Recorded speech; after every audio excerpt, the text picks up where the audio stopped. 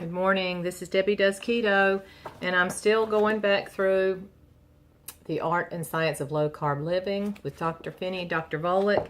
And in the end, at chapter 18, he goes through 10 clinical pearls, as he calls it. The first one is to honor the Schwatka imperative, and that is from a 3,000-mile trek across the Canadian Arctic in 1879 through 1880. And it's the first clear description of keto adaptation. And the man was walking, and he wrote in his diary that he was first thrown wholly upon a diet of reindeer meat, and it seemed inadequate to properly nourish him.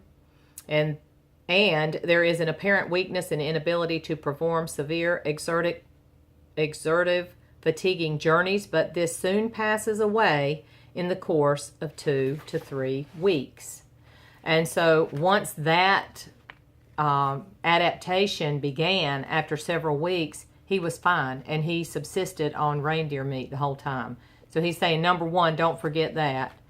Number two, it only appears to be high protein. And he says, however, one's protein needs are about the same across all phases of carbohydrate restriction, whether it's your first week in induction or your second year in weight maintenance. So he's still saying that 17 to 21% intake of percentage of your daily calories should come from protein only. So that's relatively low compared to the fat. Number 3, he says, if you can't lose your fear of fat, you can't do low carb maintenance.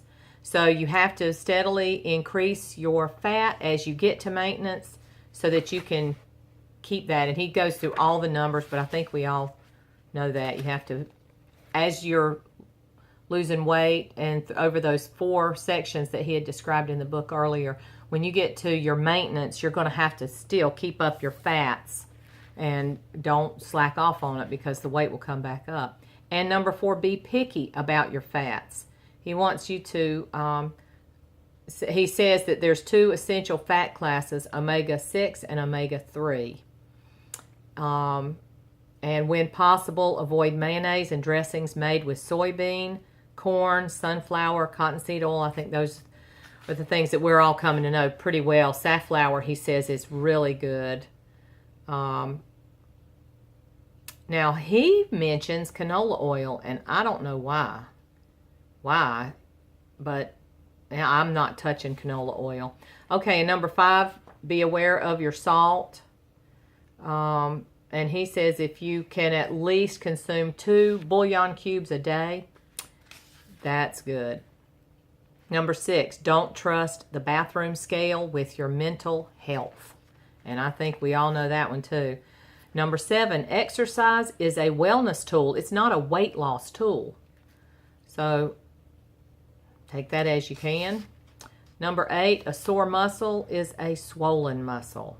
And that inflammation, that's why he says don't weigh, because that inflammation, the muscle is gathering water as it's trying to heal, and that will just make you feel like you're going crazy when you step on the scale and you've gained weight. I saw Dot to Trot do her 4th week, I think, update on her final 50, and she's been working out a lot, and she's really sore. So she had a slight weight gain, and there were some other reasons she thought that might have happened too, but it wasn't very much. But working out will do it. And number 9, muscle cramps, an unnatural complication of a highly refined diet. How about that?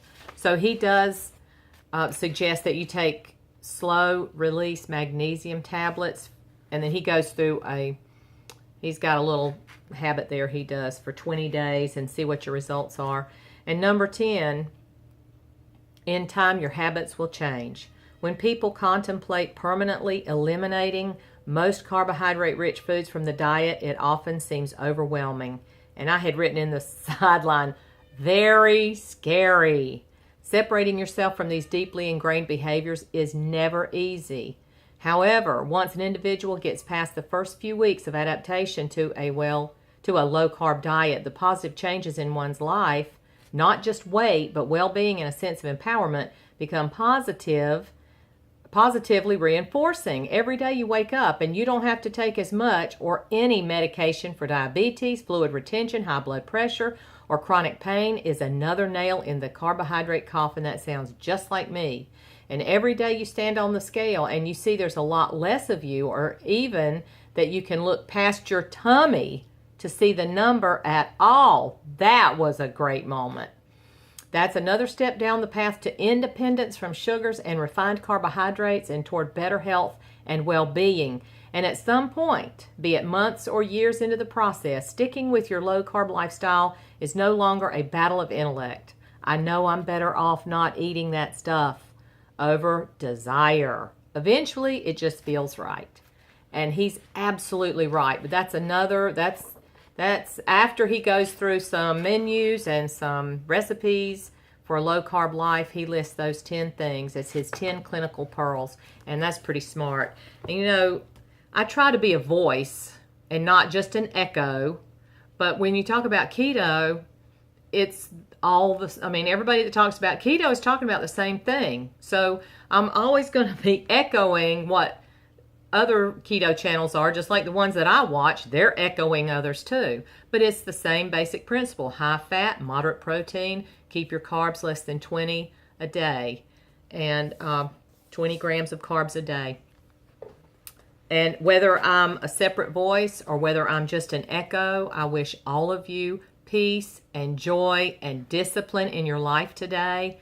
And just stay on the journey.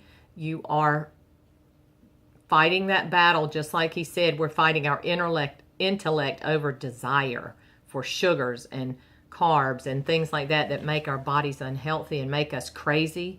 Sugar makes our brains go crazy and brings dementia on in its earliest stages. And so if we can conquer that and just move forward and keep trying every day and just enjoy the day.